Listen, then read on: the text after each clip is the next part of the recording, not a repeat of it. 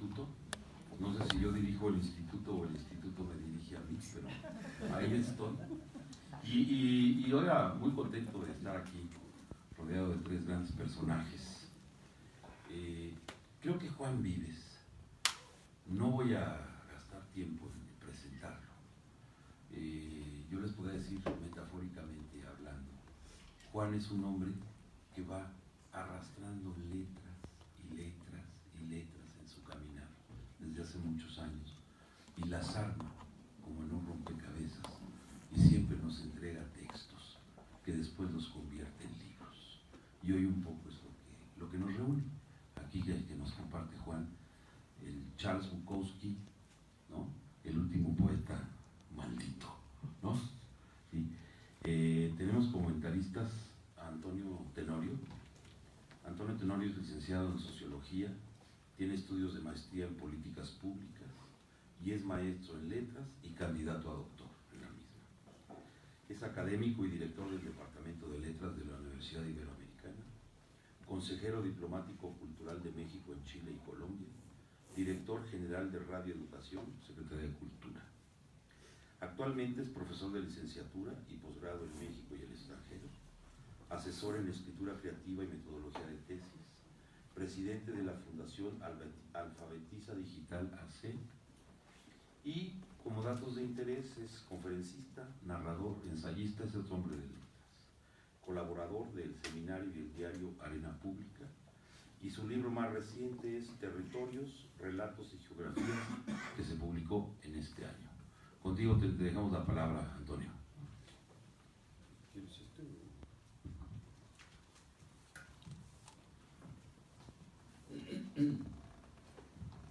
Muchas gracias, muy buenas tardes a todas y a todos.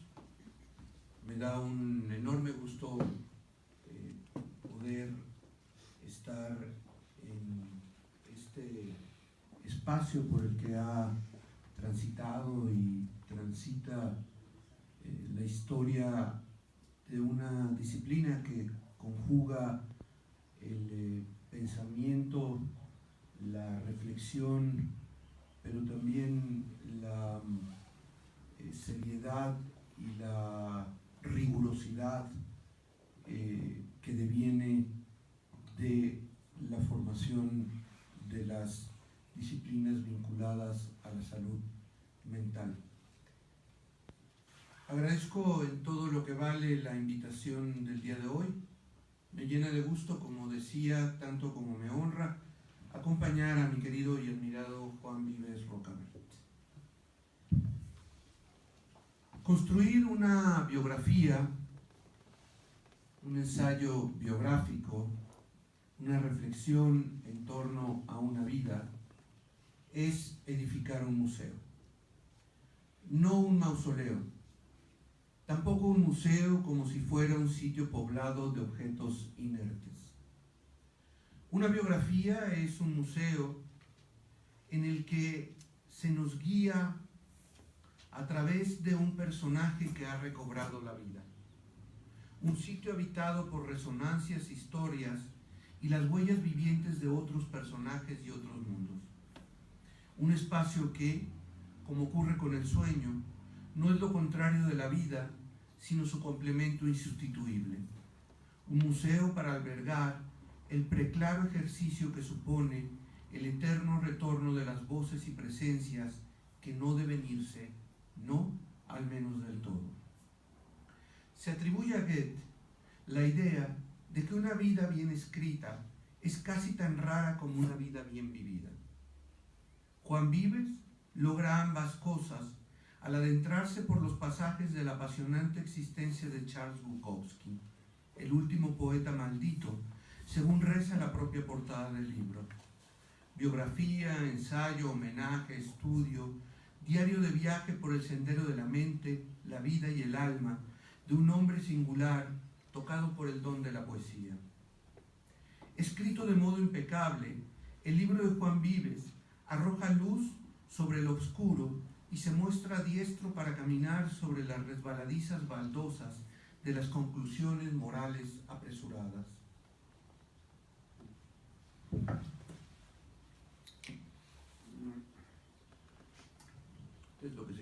pausa dramática. Salud. Culto y sensible, estudioso e intuitivo, Vives Rocavert consigue unir los dos puntos de la idea de Goethe. Su estudio sobre Bukowski está tan bien escrito que despeja toda sombra de duda respecto a lo bien que vivió el poeta norteamericano al que Juan dedica su empeño y talento.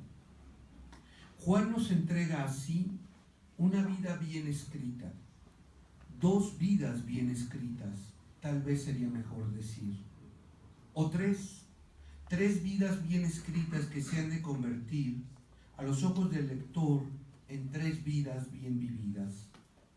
Trato ahora de deshacer esta madeja de vidas bien escritas en las que yo mismo me he metido. Lo hago con gusto y el sobrado mérito que el libro que hoy comentamos concita. Allá voy. Son tres, digo, vidas bien escritas. Enumero. La primera, obviamente, es la vida de la que de modo escrito da cuenta Juan Vives, la vida de ese Charles Bukowski que Juan es capaz de recuperar con trazos certeros y mirada que se rehace para volver puente la brecha del tiempo. Vida segunda. La segunda vida bien escrita es la propia vida escrita, no la vida del escritor, sino la vida escrita de Bukowski, esa que el mismo poeta plasma a modo de poemas, espejo de su propia existencia, cincelada a golpe de palabras. Juan va, y nosotros con él, al centro de ese lenguaje que colocó a Bukowski al centro de Bukowski. Vida cantada, cito a otro gran poeta, Paul Celan, vivida y cantada por vasos y por bocas, en el tono profundo del cuello de botella. Tercera vida bien escrita, la del autor que elige a un autor y de ese autor elige con precisión médica, que médico es al fin y al cabo, lo que hay que elegir. Es algo más que habilidad, algo más que capacidad escritural. Es el bien escribir de Juan Vives lo que conduce al lector a la posibilidad mayor que la lectura puede brindar. Que el lector viva una vida bien vivida a través de una vida bien escrita. Gracias, Juan, por ensanchar el sendero por el que la vida de cada cual anda después de leer tu buena escritura. Hay que encontrar algo que hacer en espera de la muerte, dirá en algún momento Bukowski. Muerte, ideación, que se torne en una constante y en un hilo fundamental para reconstruir esta figura principalísima de la literatura norteamericana del siglo XX. Pero una cosa nunca es solo una cosa. Como una tipología no lo es tampoco de modo aislado. Es el mismo Vives quien subraya cómo, atravesando por la mitad de esa pulsión tanática, asoma en Bukowski la fuerza para neutralizar la sombra de la muerte a cada paso de su vida, subraya Juan, al peso indecible de cargar consigo mismo.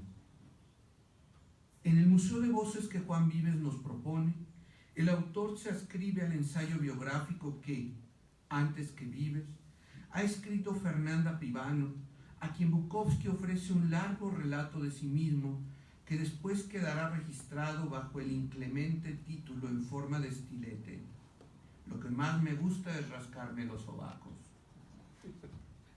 Pivano y Vives, ¿acaso se hacen las mismas preguntas, o al menos preguntas muy semejantes, a todo aquel que se ha visto cimbrado, removido, incomodado por la figura de este hombre borracho, irredento, apostador, procaz, violento y magnífico escritor? Hablo de Bukowski, por supuesto.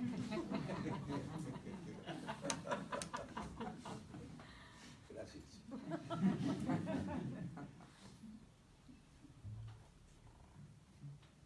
Yo no sé qué le gusta hacer a Juan con sus sobacos. No te voy a comprometer. ¿Qué hay en la escritura de Bukowski, en ese desafiante modo de escribir que resultaba algo más que una afrenta para los escritores que escribían bien y vivían aún mejor, en la misma época en que el poeta lo hacía? ¿Qué fascina de esa vida bien mal vivida a la que en apariencia cualquiera rehuiría? Vivano y Vives se acercan, cada quien por su propio sendero. Bukowski, sombrío y marginal, es una luminosa caja de resonancia que en la denuncia de las cosas mínimas apunta al corazón del sistema social y sus ilusiones. Maldito, sí, en el sentido del término que inauguró Baudelaire entre el siglo XIX y XX, pero sobre todo, Bukowski es un expresionista al modo de Munch, en el que las palabras desfilan por abismos que toman el lugar de la gesticulación del pintor, por adjetivos y retratos que asumen la forma de insondables abismos, cual incisiones obscuras acontecen en el grito. Con Vivano, Vives hace suyo el decir de aquella, describir las características del modo de escribir de Bukowski, su personalísimo modo de escribir a través de las imágenes de la vida cotidiana, transfigurada bajo una colosal lente de aumento, significa también definir un estilo de vida anárquico y demente, violento y brutal, siempre visto en clave de sarcasmo cruel y amarguísimo, sin concesiones para el sentimentalismo y lleno de disgusto y de desconfianza hacia el género humano y la sociedad de los hombres. Bukowski prefiere el remolino al río, el estruendo al acorde. Lo suyo no es lo suyo, sin embargo, viene de antes, de atrás, y le es, a su vez, contemporáneo. Juan Vives ha seguido con precisión la ruta que abre la caracterización de Bukowski como el último poeta maldito, lo que significa, y aquí me hago yo responsable de lo dicho, que pudiera ser al mismo tiempo el primero, juego circular, condición mítica de quienes anuncian, cantan, nombran, beben de las aguas incorpóreas de una época.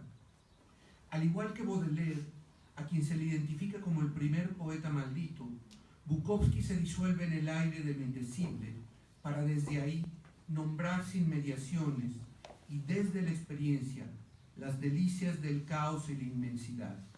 Recupero palabras de Calazo al hablar de Baudelaire. El continuo desbordarse, la incesante mutación del deseo, la fragmentación como recurrencia, la confusión abrupta, el contraste doloroso. Baudelaire dirá de sí: solo percibo, solo digo lo que es, la natural oscuridad de las cosas. Esa, frente a la que hay que tener inusitado valor o incalculable inconsciencia, o una dosis de una y otra.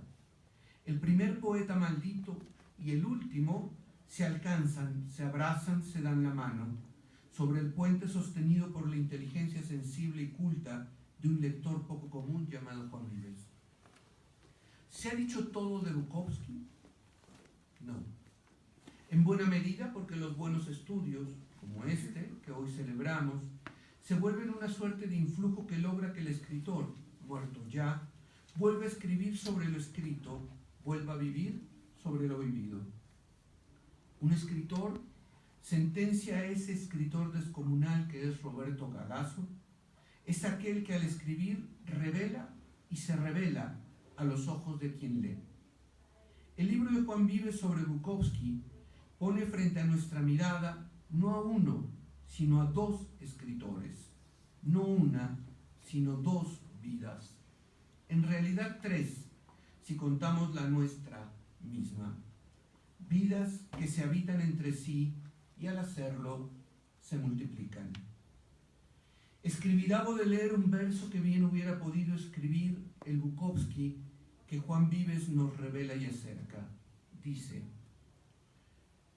soy el cuchillo y la herida. Sí, lo somos todas, lo somos todos. El cuchillo y la herida, la cura también. Muchas gracias.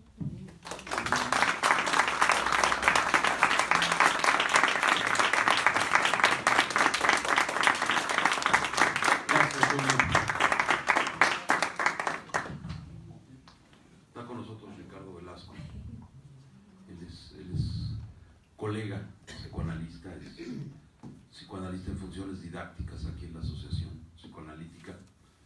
Es doctor en psicoanálisis por la Universidad Intercontinental. Es docente de posgrado y también es autor de un libro que publicó en el 2015 que se llama Senderos del Inconsciente. Le dejamos la palabra, Ricardo. ¿Quieres este? Prefiero. Bueno, muchas gracias por estar acá y gracias a Juan en particular por la invitación a comentar su libro. Bueno, yo voy a leerles lo que escribí y voy a leer también un poco de poesía de Bukowski, que traigo selecta, ¿no?, para acompañar el comentario del libro. Quiero agradecer a Juan por invitarme a presentar su libro sobre Bukowski. Tras bambalinas comentaba con él que la publicación de un libro siempre es gratificante y que bien podría asemejarse a la labor de un parto mental, con el trabajo doloroso que esto implica, pero también con la gratificación propia del engendramiento creador. Juan, como para muchos de los presentes, es un maestro y un colega muy respetado, con quien he podido dialogar, no solo de psicoanálisis, sino de una pasión mutua, la literatura. Hemos podido compartir nuestras afinidades literarias, como Pessoa, Saramago, Kafka, Sabines y ahora Bukowski. He seguido de cerca su trayectoria profesional y en particular admiro mucho sus trabajos de psicoanálisis aplicados al arte. De modo que para mí es realmente un honor estar hoy para comentar su libro más reciente. La primera pregunta que me hice poco antes de emprender la lectura de este libro fue: ¿cómo lee un analista a un autor de culto como Bukowski? ¿Difiere en algo su lectura de otro lector común? ¿O acaso los analistas tenemos una propia forma de leer?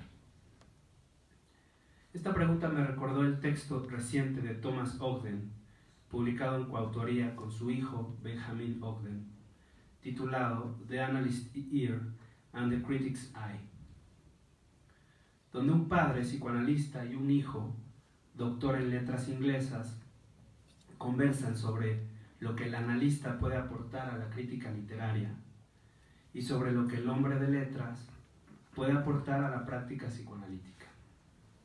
En síntesis, y como el mismo título lo nombra, el primero aporta una escucha analítica al texto literario y el segundo un ojo crítico a la clínica del diván.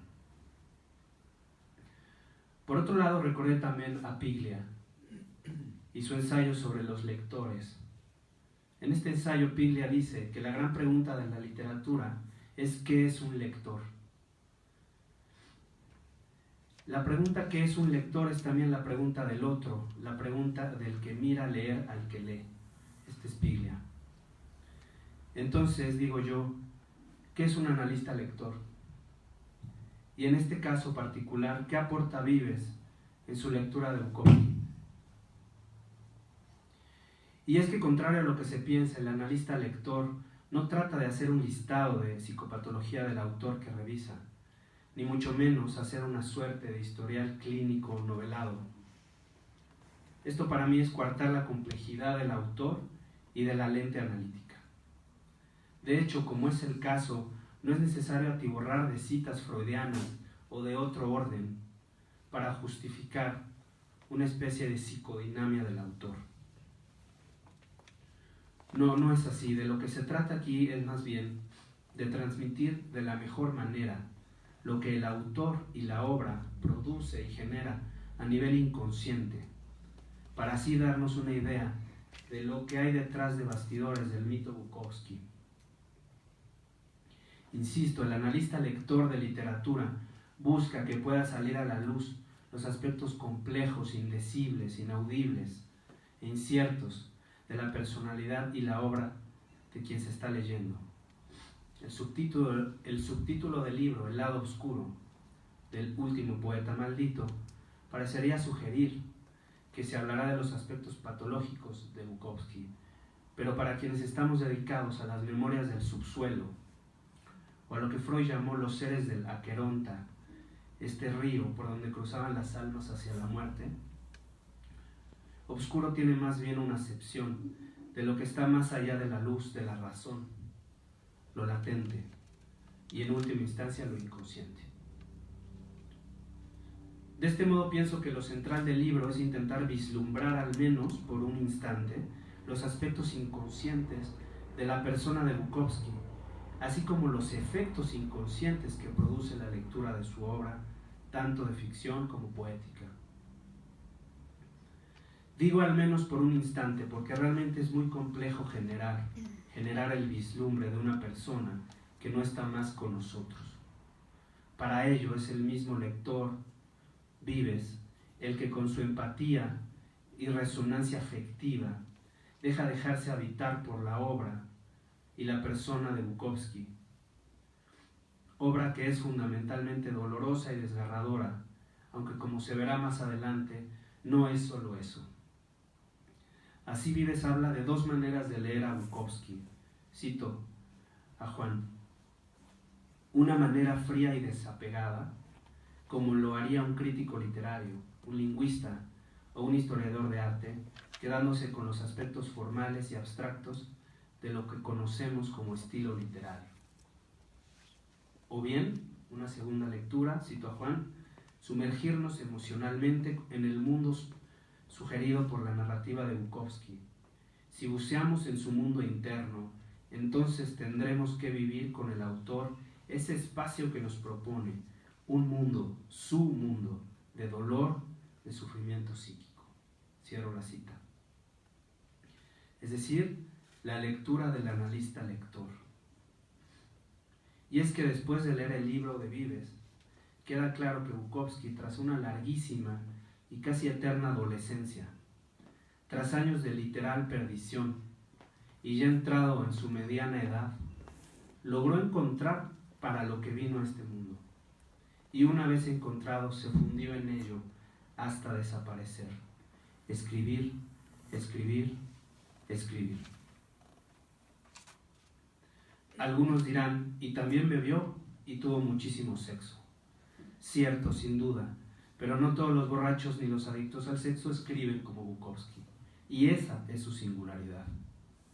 Además, como él lo dice en una entrevista, después de 2 botellas soy como cualquier borracho indecente e insufrible. De modo que si algo distingue a este interesante personaje, es su disciplina y tenacidad para escribir sin fatiga hasta que la muerte lo separó de su máquina de escribir. Pues a pesar de todo lo que se diga de su alcoholismo y su misoginia, títulos ganados a mucha honra y con honoris causa, encontró en la escritura su verdadera forma de expresarse. Rodulfo, parafraseando a Winnicott, dijo que estar sano es estar loco, pero arreglárselas para que a uno no lo encierren. Esta no debida obediencia fue el arte del poeta irreverente, y vaya que se las arregló para que su locura no fuera encerrada. De modo que después de leer este libro uno se pregunta, ¿y yo qué carajos vine a hacer a este mundo? Vale la pena la pregunta, pues en caso de encontrar un atisbo de respuesta, hay que darle por ahí. Voy a leer un fragmento de poesía.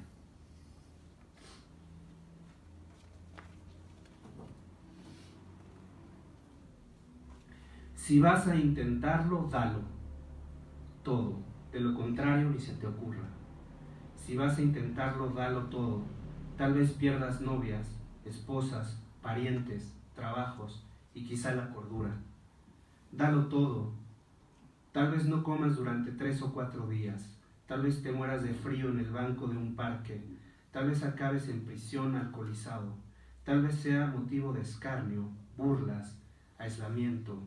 El aislamiento es un regalo, todo lo demás pondrá a prueba tus agallas.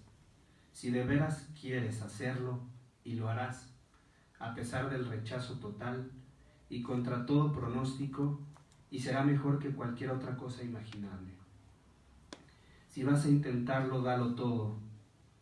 No hay sensación comparable. Estarás a solas con los dioses y las noches arderán y llamearán.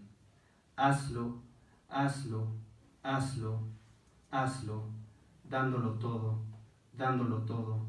Cabalgarás a lomos de la muerte hasta el infierno, tu risa perfecta, la única lucha que vale la pena. El poema se llama Tira los dados. En estos poemas, como en otros fragmentos que Juan nos regala en su erudita y exhaustiva lectura de Bukowski, podemos ver que tras un hombre duro, lleno de amargura, dolor, cicatrices y mordacidad, hay un mensaje de que se puede hacer algo en caso de que se esté dispuesto a hacerlo. Lo que nos habla nuevamente de que detrás del mito o el performance bukowskiano hay un hombre que a pesar de todo se aferró a la vida y al arte. Enumeraré ahora lo que considero son los temas que Vives pone sobre la mesa para deconstruir el mito Bukowski. Les titulé de 3 formas. Primero, piel. La piel de Bukowski, literalmente hablando, es un personaje central en el libro de Vives. Sabemos por la infancia del poeta que su padre dio tremendas golpizas a su hijo hasta lastimarlo profundamente.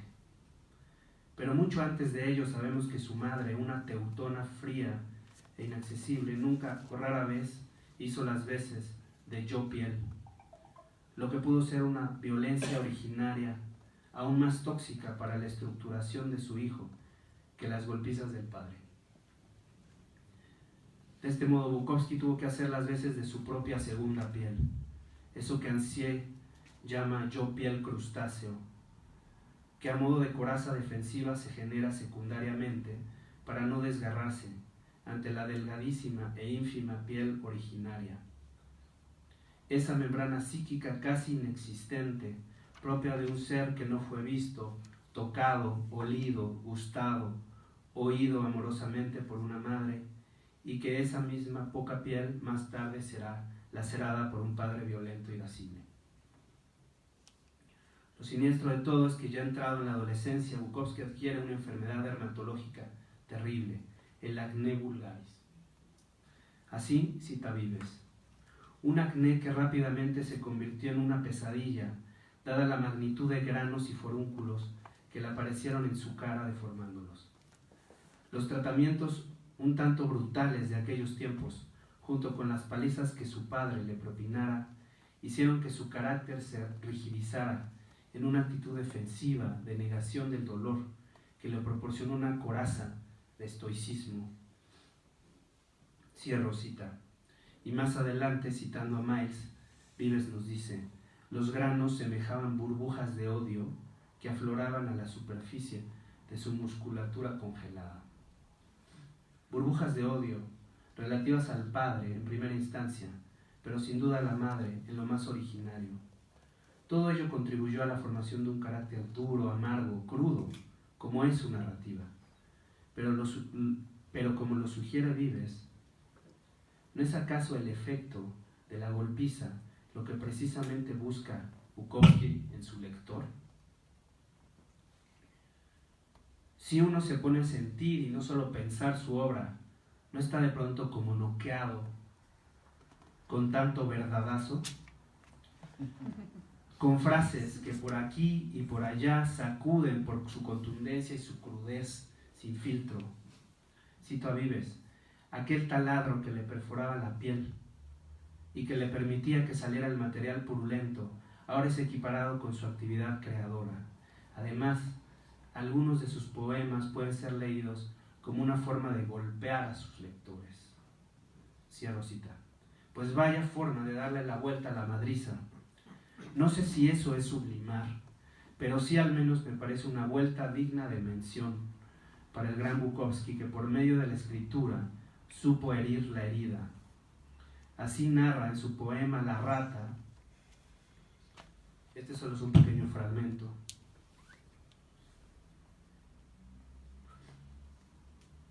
De un puñetazo a los 16 y medio, tumbé a mi padre, un cabrón cruel y relamido con mal aliento.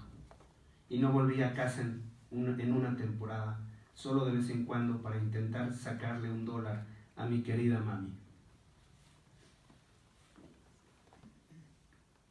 De aquí en más Bukowski pasará, de ser golpeado a golpeador, pero no es por una simple y llana identificación con el agresor. Es mucho más complejo que esto. Más bien se trata de un cambio paradigmático del golpeo, del uso del golpeo como significante que estructura, como diría Lacan. Golpear con la literatura, golpear en la borrachera, golpear al lector con tu obra, golpear la tecla de la máquina de escribir, golpear la botella con la botella del otro, escuchar el golpeteo del jinete que galopa su caballo y el golpeteo del trote del caballo, y el golpe de las monedas que se apuestan en el hipódromo, golpear en el acto sexual, ser golpeado en el acto sexual, golpear a Hollywood y a su hipocresía, y de paso golpear todo el establishment literario y de una vez golpear la farsa del llamado sueño americano. Toda la obra de Bukowski puede ser vista como una gran golpiza en la piel de la cultura americana conservadora. Segundo aspecto, mujeres. La relación ambivalente e intensa de que Bukowski tuvo con las mujeres, ese temor que por momentos se traduce en misoginia pura y en pasajes al acto francamente sádicos. Le fracturó la nariz a una de sus parejas, ¿no, Juan? Sí. Y por otras, una idealización desmedida y una dependencia absoluta. Es una línea fascinante para investigar las masculinidades y sus destinos. Tomaré como ejemplo el cuento narrado por Vives del libro Erecciones, Eyaculaciones y Exhibiciones.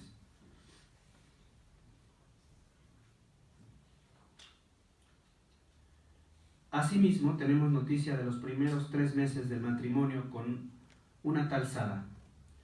Por primera vez el narrador está comiendo adecuadamente y nos dice que sus únicas alegrías era comer, beber cerveza e irme a la cama con Sara. Sin embargo, tal como se lo habían advertido sus compañeros de trabajo, cuando le dijeron que Sara era una bruja y que a aquella mujer nadie se le acercaba porque ya habían visto desaparecer literalmente a 2 de sus compañeros que habían andado con ella, pronto se dio cuenta del problema en que se había metido. Luego de aquella primera fase, Sara lo puso a dieta y luego ocurrió que comenzó a encogerse de todo el cuerpo en virtud de uno de los maleficios de aquella mujer. Y así siguió hasta medir solo 15 centímetros de altura, situación ideal para que Sara lo usara de consolador para su particular forma de masturbación. Desconozco si Donald Meltzer, el analista del espacio interno y ante todo un conspicuo morador del interior de la madre, conoció este relato, pero bien podría ser el epílogo de su libro Claustrum. Y es que para Meltzer todo niño tiene una pregunta que intentará resolver el resto de su vida. ¿Qué hay en el interior del cuerpo de mi madre? Y en última instancia, ¿qué es lo que pasa verdaderamente dentro de su mente? Para ello Meltzer diseñó 3 posibles compartimentos del interior de la madre, a saber, la cabeza-pecho, el vientre y el ano. En cada uno de ellos habitan objetos internos bajo ciertos parámetros, según la zona en la que se habite. De modo que no parece casual que Bukowski cambiara el deseo genuino de conocer el interior de la madre por ficciones geniales como esta que leí, llenos de intrusividad, morbo, deseo de habitar de hecho en el interior del cuerpo femenino, no sin su consecuente angustia asfixiante y engolfante. Pero la lectura sobre la mujer en Bukowski